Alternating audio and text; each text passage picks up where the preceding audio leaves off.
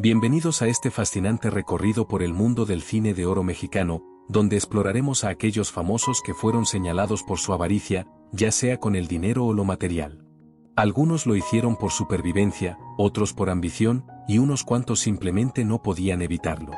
En este vídeo, analizaremos sus historias en detalle, como siempre, iremos del caso menos grave hasta el más extremo. A pesar de la gran fortuna que generaban, algunos de estos actores y actrices vivieron con una obsesión constante por la acumulación de bienes y dinero, en ocasiones descuidando sus relaciones personales por miedo a perder lo que tenían. Pedro Infante y su miedo a quedarse sin dinero. Pedro Infante, una de las figuras más queridas del cine de oro mexicano, es recordado como un hombre humilde, sencillo y con un corazón enorme. Sin embargo, hay un aspecto menos conocido de su personalidad: su obsesión con la seguridad económica. Aunque no llegó a extremos como otros actores de la época, sí era alguien que administraba su dinero con extrema cautela, al punto de ser considerado tacaño en ciertos círculos. Para entender su relación con el dinero, hay que remontarnos a sus orígenes.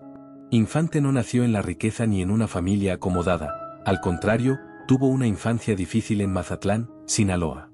Desde pequeño, trabajó en diversos oficios humildes, como carpintero, mecánico y hasta músico en pequeñas fiestas. Esta necesidad de trabajar desde temprana edad le inculcó un sentido de ahorro que nunca abandonó, incluso cuando alcanzó la cima del éxito. A medida que su carrera despegaba, Pedro Infante comenzó a ganar sumas considerables de dinero. Sin embargo, su miedo a quedarse sin recursos lo llevó a desarrollar hábitos financieros que algunos consideraban excesivos. Se cuenta que, a pesar de tener una de las voces más queridas del país y cobrar cifras exorbitantes por sus presentaciones y películas, Infante era extremadamente cuidadoso con cada peso que gastaba. Las anécdotas de su avaricia. Una de las historias más recordadas es que Pedro Infante, cuando iba a comer con amigos o colegas del medio artístico, siempre encontraba una manera de evitar pagar la cuenta. Si bien en muchas ocasiones sus compañeros asumían el gasto por la admiración que le tenían, se dice que él se hacía el distraído cuando llegaba la hora de pagar, buscando cualquier excusa para no sacar su cartera. Algunas versiones indican que fingía buscar dinero en los bolsillos y decía algo como: «Chin, se me olvidó la cartera en el coche». Y, casualmente, la persona con la que estaba terminaba pagando. Esto no era algo aislado, sino un hábito que varias personas notaron a lo largo de los años. Otra historia menciona que cuando iba a comprar algo, regateaba hasta el cansancio. A pesar de tener los recursos suficientes, nunca pagaba el precio completo de nada.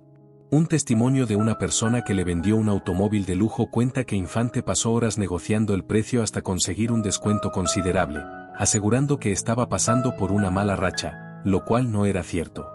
Incluso con sus bienes materiales, Pedro tenía una forma peculiar de actuar. Aunque amaba las motocicletas, los aviones y los autos de lujo, se aseguraba de comprarlos de segunda mano o a precios rebajados, sin importar que pudiera pagar los nuevos. En algunas ocasiones, se sabe que prefería usar cosas ajenas en lugar de gastar en las suyas propias. Un temor que venía del pasado. Más allá de la simple avaricia, en realidad el comportamiento de Pedro Infante tenía un origen en su pasado humilde. Él mismo mencionó en varias entrevistas que su mayor miedo era volver a la pobreza. Tenía un pánico absoluto a que la fama se desvaneciera de un momento a otro y quedarse sin dinero para mantenerse él y su familia. Por ello, a diferencia de otros actores que despilfarraban sus fortunas en fiestas y lujos innecesarios, Pedro Infante prefería guardar su dinero y evitar gastos superfluos. Era de los pocos artistas que no solía dar grandes propinas o hacer obsequios costosos. Aunque en algunas ocasiones ayudó a personas cercanas, siempre lo hacía con un control absoluto de cuánto estaba dando y bajo qué condiciones. Algunos colegas del medio lo llamaban el codo de oro, una broma basada en su obsesión por el ahorro. Sin embargo, nadie podía negar que, a pesar de su prudencia financiera, seguía siendo una persona carismática y querida. Pedro Infante no fue un avaro en el sentido más extremo, pero sí era una persona que cuidaba cada peso con mucho recelo. Su tacañería no llegó a niveles dañinos, pero sí era evidente para quienes lo rodeaban. Este miedo a la pobreza lo hizo tener hábitos que contrastaban con su imagen de ídolo generoso. Sin embargo, los siguientes casos en nuestra lista muestran avaricia en niveles aún mayores. Jorge Negrete y su obsesión con el dinero.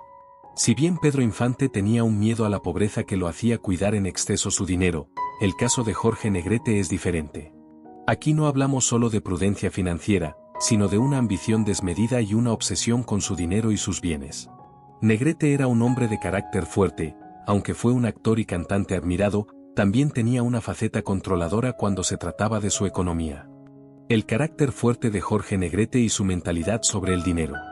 Jorge Negrete fue un hombre que no solo conquistó a México con su imponente presencia en la pantalla grande y su inigualable voz de tenor, sino que también se hizo famoso por su temperamento autoritario y su actitud controladora en cuanto a los negocios. Nacido en una familia de clase media, Negrete no tuvo que pasar por la pobreza extrema como otros actores del cine de oro, pero sí creció en un ambiente donde el esfuerzo y la disciplina eran esenciales. Desde muy joven, entendió la importancia del dinero y del poder que éste otorgaba. Su paso por el colegio militar antes de dedicarse a la música lo moldeó como un hombre estricto, disciplinado y obsesionado con el control. Esto se reflejaba en su vida personal y profesional, donde no solo exigía perfección, sino que también administraba sus finanzas con una firmeza inquebrantable. Negrete y su dominio en la anda, el dinero es poder. Uno de los episodios más claros de su avaricia y control económico se dio cuando Jorge Negrete se convirtió en el líder de la Asociación Nacional de Actores, ANDA. En aquel tiempo, la industria cinematográfica mexicana era muy poderosa, y la ANDA era la organización que protegía los derechos y salarios de los actores. Negrete no solo quería garantizar buenos sueldos para los actores, sino que también aprovechó su puesto para manejar los recursos de la organización con una rigurosidad extrema. Se aseguraba de que cada centavo que entrara estuviera bajo su control, y aunque luchó por mejoras en el gremio, también se dice que tomaba decisiones financieras que lo beneficiaban personalmente.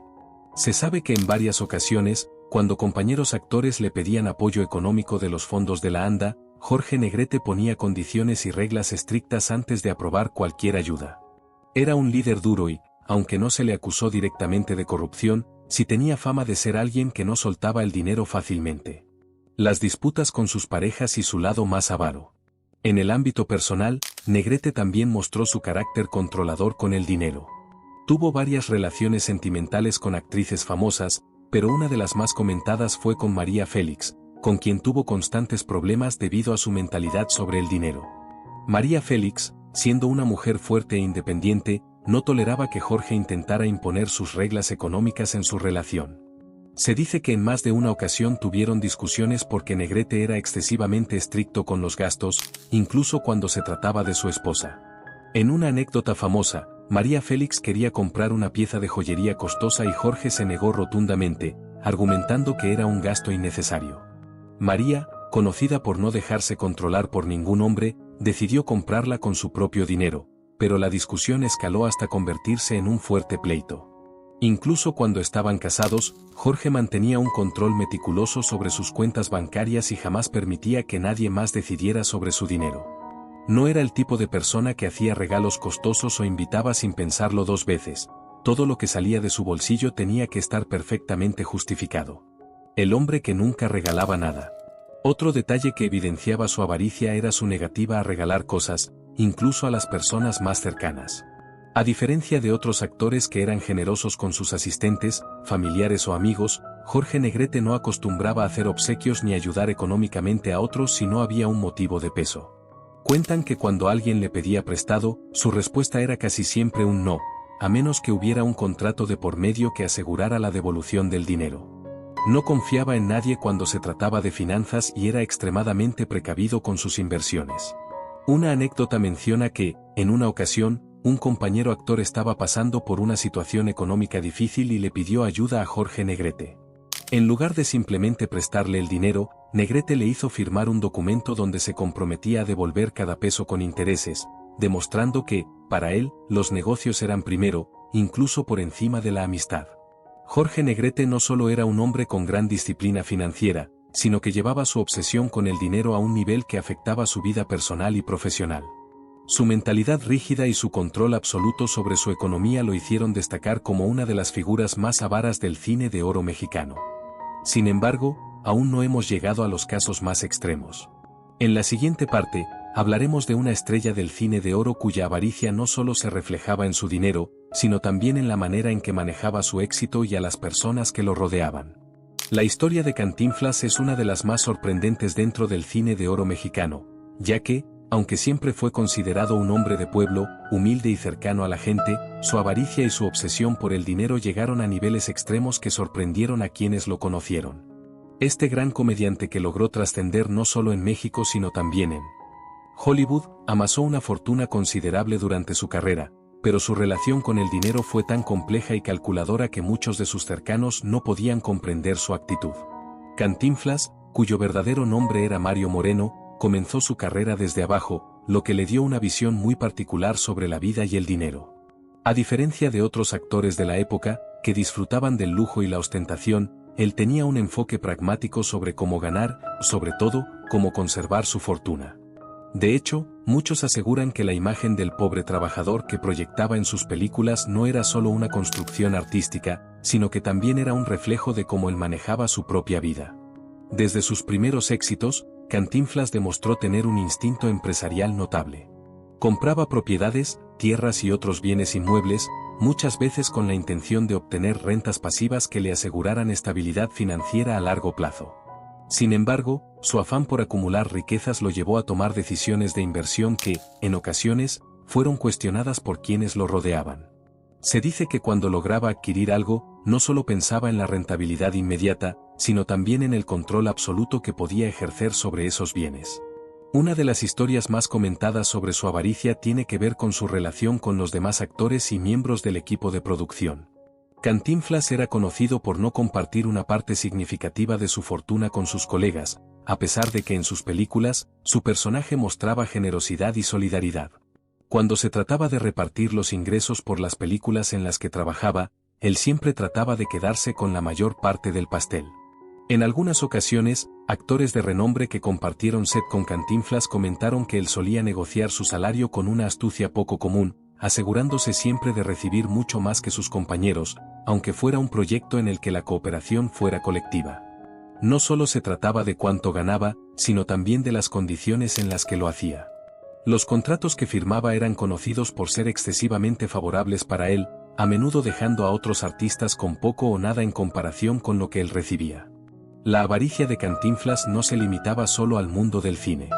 En su vida personal, se dice que tenía un control casi absoluto sobre sus bienes. A menudo evitaba gastar en cosas que consideraba superfluas, a pesar de tener un poder adquisitivo considerable. Las historias sobre su actitud en cuanto a las propinas o a la compra de regalos son también bastante reveladoras.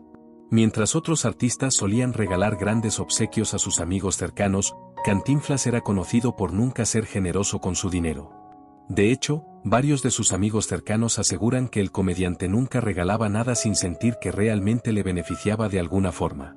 Un episodio particularmente significativo que resalta su carácter avaro ocurrió cuando Cantinflas adquirió una lujosa propiedad en Acapulco, en uno de los momentos más altos de su carrera. Aunque él disfrutaba de una gran popularidad y su situación económica era más que estable, la compra de esa propiedad fue vista por muchos como una necesidad de mostrar su poder adquisitivo. Sin embargo, lo que más sorprendió a sus amigos fue que no solo adquirió la propiedad por una suma exorbitante, sino que también impuso condiciones extremadamente estrictas para aquellos que le rodeaban, asegurándose de que cada visita o cada actividad relacionada con esa casa estuviera completamente bajo su control financiero. Las críticas sobre su actitud hacia el dinero también llegaron a oídos de otros artistas que habían trabajado con él en películas internacionales. Cantinflas no solo se negó a compartir sus ganancias con el equipo de producción, sino que también trató de minimizar el salario de los actores que participaban en sus proyectos fuera de México. Se sabe que, durante su época en Hollywood, él mantenía una relación tensa con varios de los trabajadores del set, pues insistía en que su imagen debía ser preservada a toda costa, pero no estaba dispuesto a pagar por ello como lo hacían otros productores de Hollywood.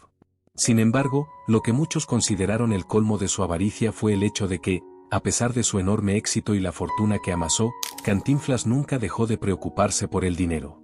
Su miedo a perderlo lo llevó a mantener una vida estrictamente organizada y controlada, y sus gastos eran siempre justificados por el temor a una caída repentina en su carrera.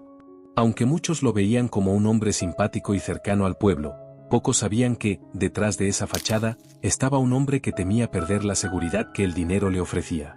A pesar de todas estas características que lo hacían parecer un hombre calculador y avaro, Cantinflas también dejó su huella en la historia del cine mexicano, y su figura sigue siendo respetada por su trabajo y legado artístico. Sin embargo, su relación con el dinero y su actitud hacia los demás actores y colaboradores deja un sabor amargo que contrastaba con la imagen de generosidad que él proyectaba en sus personajes. Aunque su historia es una de éxito, también lo es de una ambición que lo llevó a distanciarse de quienes lo rodeaban, con un deseo implacable de asegurar que su riqueza estuviera siempre bajo su control. Su avaricia no solo afectó su vida personal, sino que también dejó una marca en la historia del cine de oro mexicano, un recordatorio de que, aunque algunos puedan parecer lo que no son, la verdadera naturaleza de una persona siempre encuentra la forma de salir a la luz. La historia de El Santo es un claro ejemplo de cómo la avaricia puede convertirse en una obsesión desmedida. Aunque muchos lo recuerdan como el enmascarado de plata, el luchador y actor de cine que brilló en las décadas de los 50 y 60, su vida detrás de la máscara estaba marcada por una ambición que, en muchos casos, llegó a niveles insostenibles. A pesar de su imagen pública de héroe intachable, El Santo no solo luchaba en el cuadrilátero, sino también en una lucha constante por el dinero, la fama y el poder.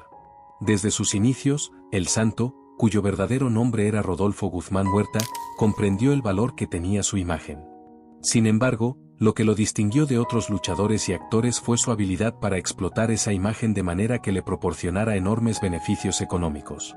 Mientras otros luchadores, como Mil Máscaras o Blue Demon, se concentraban en su técnica y habilidades en el ring, El Santo tenía una estrategia diferente, su lucha era también una batalla comercial. En sus películas, El Santo siempre fue el protagonista indiscutido, y no era solo un actor, sino un empresario. Era dueño de gran parte de los derechos sobre sus películas y productos relacionados con su personaje. El merchandising fue una de las fuentes de su riqueza, y él mismo se encargaba de asegurarse de que su nombre estuviera en todos los productos posibles, desde juguetes hasta alimentos, pasando por ropa y accesorios. Esta capacidad para convertir su imagen en un producto de consumo fue clave para su éxito, pero también reveló su avaricia, ya que su obsesión por ganar dinero lo llevó a tomar decisiones comerciales que, en ocasiones, perjudicaron a los demás. Uno de los momentos más representativos de su actitud empresarial y avara ocurrió cuando El Santo comenzó a firmar contratos con estudios de cine y con compañías de merchandising. Si bien su fama crecía y su figura se consolidaba como un ícono cultural, él no dudaba en exigir pagos exorbitantes por su participación en cualquier proyecto. No solo se aseguraba de recibir grandes sumas por cada película en la que aparecía, sino que también exigía tener el control absoluto sobre los productos derivados de su imagen, lo que significaba que la mayor parte de los ingresos generados por su figura quedaban en sus manos. En este sentido, El Santo mostró una clara avaricia al limitar el beneficio de otros involucrados en sus proyectos. Si bien sus películas eran populares, las ganancias que otros actores o trabajadores de producción obtenían eran mínimas en comparación con lo que él recibía. Los otros luchadores que participaban en sus cintas, aunque también se beneficiaban de la visibilidad que éstas les proporcionaban, no ganaban ni de cerca lo que él. El Santo no solo buscaba mantener el control sobre su imagen, sino que también trataba de asegurar que su riqueza creciera sin que nadie interfiriera en sus ganancias. Más allá de las películas y los productos, su vida personal también estuvo marcada por una serie de decisiones financieras cuestionables. El Santo acumuló una considerable fortuna a lo largo de su carrera, pero no solo invirtió en propiedades, también en empresas que, en ocasiones, no eran precisamente éticas. Durante sus años de auge, invirtió en clubes nocturnos y negocios relacionados con el entretenimiento, en los cuales su presencia no era meramente simbólica. De hecho, se decía que El Santo estaba involucrado en la gestión directa de muchos de estos establecimientos, lo que le permitió obtener ganancias colosales, aunque también le causó problemas con las autoridades en varias ocasiones debido a las prácticas poco transparentes de algunos de estos negocios. Uno de los detalles más llamativos de su personalidad avara era su tratamiento hacia las personas que lo rodeaban. Se le conocía por ser muy celoso de su imagen y de sus negocios, y no permitía que nadie tuviera acceso a su dinero o a sus proyectos sin tener algo que ofrecer a cambio. Aunque muchos admiraban su éxito y su imagen de luchador incansable, pocos conocían las tensiones que existían detrás de esa fachada de hombre recto y profesional. Se cuentan varias historias de actores y luchadores que trabajaron con él en sus películas y que, después de la filmación, se encontraron con que no habían recibido el pago acordado o que, si lo recibían, era una fracción de lo que El Santo había negociado. Su actitud hacia el dinero también se reflejaba en sus decisiones fuera de los negocios. Aunque mantenía una vida aparentemente modesta, en privado era conocido por su avaricia. Si bien se le atribuía una figura de ídolo popular que nunca mostraba su verdadera identidad, en su vida personal se sabía que mantenía un control excesivo sobre sus recursos. Nunca fue un hombre que compartiera generosamente su dinero, ni con sus amigos ni con su familia. A pesar de las fortunas que generaba, mantenía una vida austera, lo que le permitía acumular más y más dinero sin gastar en lujos innecesarios. En la última etapa de su vida, la avaricia del santo ya no solo se reflejaba en sus inversiones o en el control de su imagen, sino también en las relaciones personales que construyó a lo largo de los años. Aquellos que estuvieron cerca de él, como su propio hijo, quien también siguió sus pasos en el ring, aseguran que su figura no solo estaba construida sobre una máscara, sino sobre un deseo implacable de acumular poder y riqueza, sin importar el costo. Las personas que trabajaron a su lado a menudo mencionaban que el santo no solo deseaba el dinero, sino también el control absoluto sobre su vida y su legado. A lo largo de su carrera, el santo pudo haber sido un héroe en las películas, pero en la vida real, su ambición lo transformó en alguien que vivió por y para el dinero. Y aunque su legado como luchador y actor es indiscutible, las decisiones que tomó a lo largo de su vida financiera dejan una marca de avaricia que contrasta con la imagen del hombre honorable y generoso que tanto esfuerzo le costó construir.